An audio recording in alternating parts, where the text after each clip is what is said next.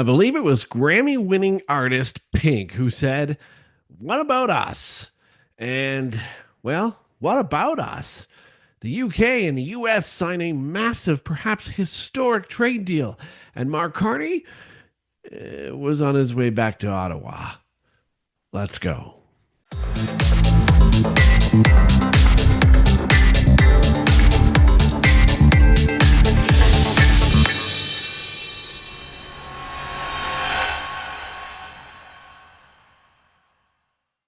Welcome back to Baked on Things. So, while Mark Carney is licking his wounds after the most humiliating diplomatic showing in recent Canadian history, the United States, the US and A, the US of A, just signed a trillion, yes, $1 trillion trade deal with the United Kingdom. The United Kingdom, who had a very proud prime minister looking on, shaking hands with the Donald. Let that sink in, Canada, because just 2 days ago, our quiet and reserved, but of course stoic, Prime Minister, who the CBC would have you believe was elbows up all the way in that meeting, got nothing. And while Canada got brushed off, ignored, insulted, and steamrolled, frankly, by Trump, the UK got invited to the table.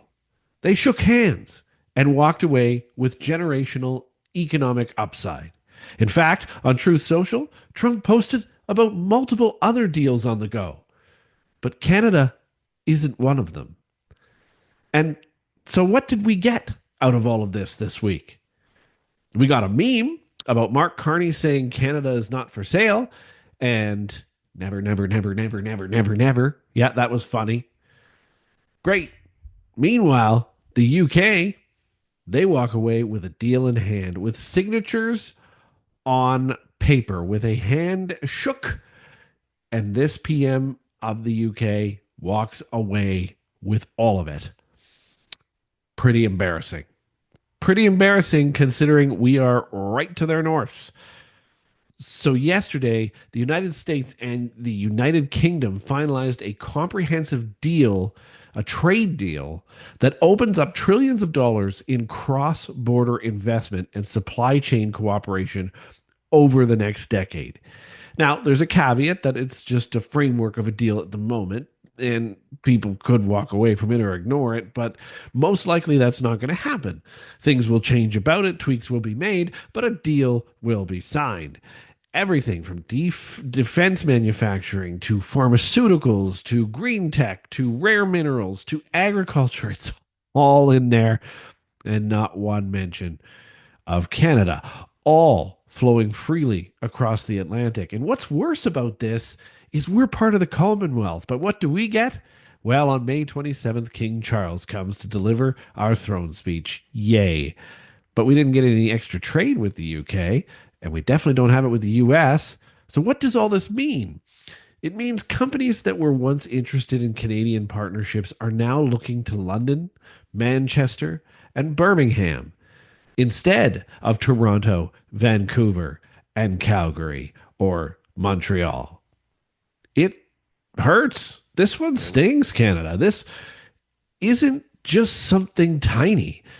This is a massive, record-breaking trade deal between the UK and the US. Jobs that could have come here. Now, they go to the US and to Britain. And all because we didn't have the leadership in the room when it counted. Something could have at least begun to be negotiated this week. And as far as we can tell, everybody said, well, it'll be nice to have a deal at some point. But there's no deal. And there's no framework for a deal. And there's no early start to a deal. There's no foundation whatsoever. So the reality is we got shut out. Let's not pretend that this was a surprise. The writing was on the wall the entire time, the entire week. Donald Trump teased this announcement while meeting with Mark Carney. Trump has always played hardball, always, and he loves to negotiate. You got to come in, you got to push, you got to play hardball. Even Zelensky did this. But the Carney government walked into the room with no leverage, no plan, and no presence. See, it's not the Canadian way to behave like Zelensky did, but Zelensky got things done because that's how you deal with Donald Trump. And that's likely how Pierre Poilievre would have dealt with Donald Trump. We didn't just lose a photo op, we lost credibility here. We lost bargaining power, not just with the United States, with the world, because the world was watching. And while Carney sat quietly, hands clasped, as Trump insulted our cabinet, dismissed our exports, and changed the topics, the UK had serious people at the table with real negotiators, and they closed the deal right after Mark Carney closed the door and got on the plane. So now Canada is left watching our two closest allies strike deals around all of us, while our leader, reads from a script and calls it strength. Mr. President, Canada will never be the 51st state. Canada is not for sale. Buildings like this are not for sale. They're not. We're not coming from a position of strength any longer. It was all scripted. So, how does Carney rather, face Trump again? Because this is the question every Canadian should be asking. How do we send this man back? How does Mark Carney walk back into that room again of any type of power? A huge trade deal is already done, and it wasn't with us. How does he face Donald Trump again, a second time, after being absolutely steamrolled, essentially laughed off the stage? I'm starting to think some of the laughter in that room this week was laughter at Carney.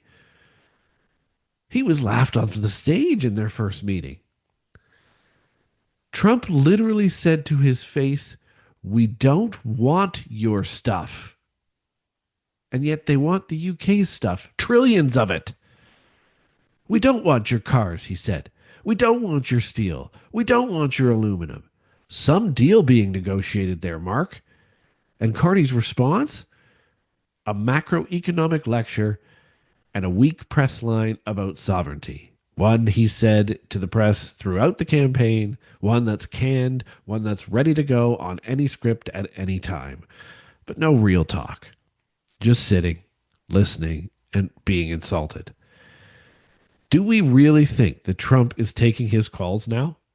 Look at what Trump just achieved today. Say what you will, but he achieved it with the British PM. Do we really believe Canada is next in line for a deal like this? After Trump just cut one of the largest bilateral economic packages in modern history with the United Kingdom? I highly doubt it. And so all of the things that Pierre Poilievre said we should be doing to build our own economy internally, we should be doing to build our own economy internally, because the U.S. trade not coming back and we're not fighting Donald Trump. If we couldn't even get 10 minutes of serious talk out of the White House this week while the U.K. signed a $1 trillion deal, how are we going to get a seat at the next negotiation? Answer me that. Put it in the comments, especially you liberals who continue to defend the meetings this week as something that was positive. I'd love for the CBC to comment on this. That'd be great. Get Caillou over here and have him comment. I'm sure he's got lots to say that'll push it Carney's way. See, this US-UK deal is a wake-up call. Problem is, we're waking up past our alarm. If Canada doesn't have leadership that can command attention, we will get left behind. See, the problem now is that American capital will now favor Britain. They have a favorable trade deal. All that capital that was flowing north of the border, and that had already been reduced and cut, will now flow to Britain. Global supply chains will now route through the UK. Tariff-free, restriction-free, regulation-aligned, exactly what Canada used to offer. And now the UK has it. And so, what do we offer now? What do we have? What do we offer? the US? A prime minister who didn't fight back? Yep, we did that. Who didn't speak up? Yep, sat there silent. Who let the opportunity slip? Pretty much. That's what we had to offer. Literally, that's what we offered. How do we change that? See, we are now on the outside looking in, while our supposed peers build the future economy without us. Remember, these are supposed to be our biggest allies, and they now have the biggest trade agreement in probably the history of the world, and they excluded us. This isn't just about one bad meeting.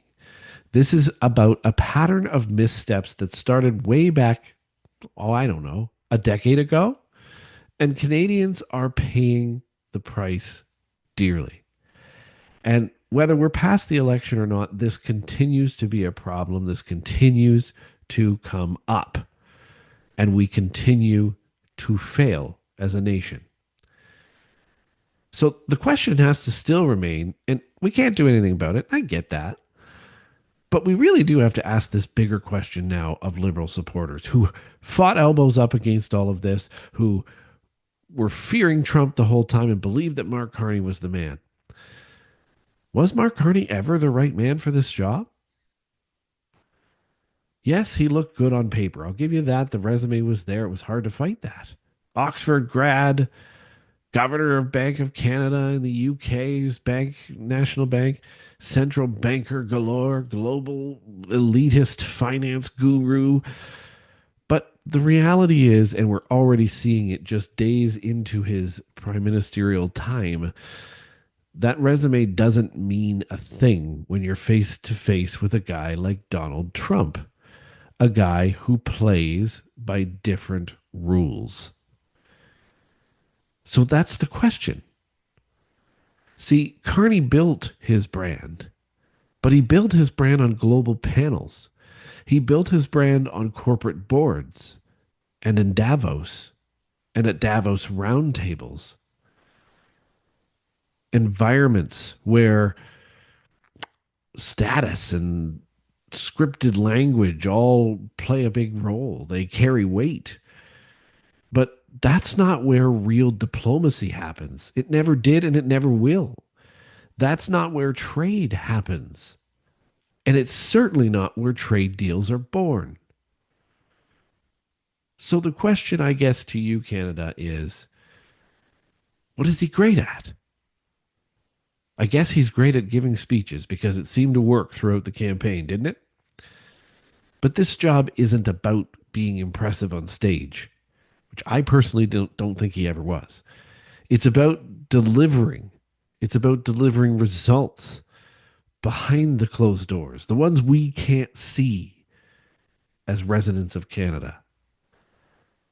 But what we've seen is a man who folds under pressure, who over intellectualizes real world issues, who treats foreign leaders like policy students instead of the foreign leaders that they are, the strategic opponents that they are. He almost went in there with the smirks and the condescending eyes, like Donald Trump was lesser than him. But the problem is Donald Trump is the head of a superpower the world needs and needs to trade with. So whether he's Donald Trump or not, you can't be smirking at him and looking down upon him. And in the biggest geopolitical moment of his leadership, the fact of the matter is he froze. He didn't protect Canada's interests. He didn't defend his cabinet. Poor Chrystia Freeland, godmother of his own kid, got destroyed by Donald Trump in that meeting. He didn't say a word. He didn't command the room, and he didn't lead. And how can the CBC even say he commanded that room? He didn't command anything. He sat there like a bump on a log. And now the consequences are pouring in daily as our allies exclude us from deals. This is not just about Donald Trump. What happens when Carney has to negotiate? What happens? What happens when India begins rising and Carney has to negotiate with them? With a surging Brazil economy, how's he going to negotiate with them? With leaders from nations that don't tolerate weakness or waning or waffling, how's he going to negotiate with any of them?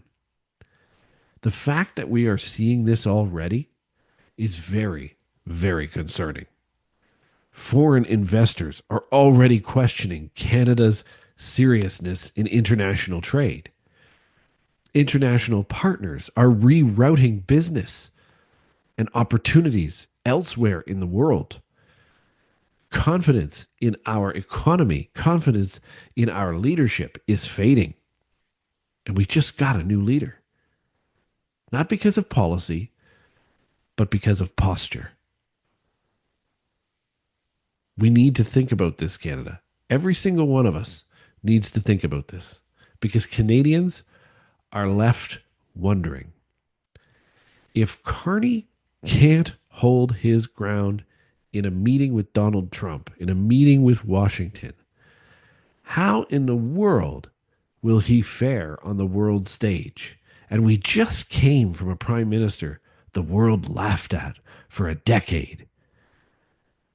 And the world stage is where the stakes are even higher and the players even tougher. How will he handle this? How will he make it happen? That is truly the question. So, what does Canada need now? And we'll wrap this up with this particular segment because this is super important. Where do we go from here with this leader? What do we do? See, this moment should be a national reckoning for every single one of us and for every single one of you watching. We need leadership that understands negotiation. Not negotiation from a business perspective, but negotiation in world trade. We kept saying this during the campaign. Negotiating as a politician is very different than negotiating as a business person. What happened to that deal that he went across to the UK to talk about before the campaign? See, the negotiation is about leverage, clarity, and guts. And Mark Carney proved this week he has none of those things. Thanks for watching.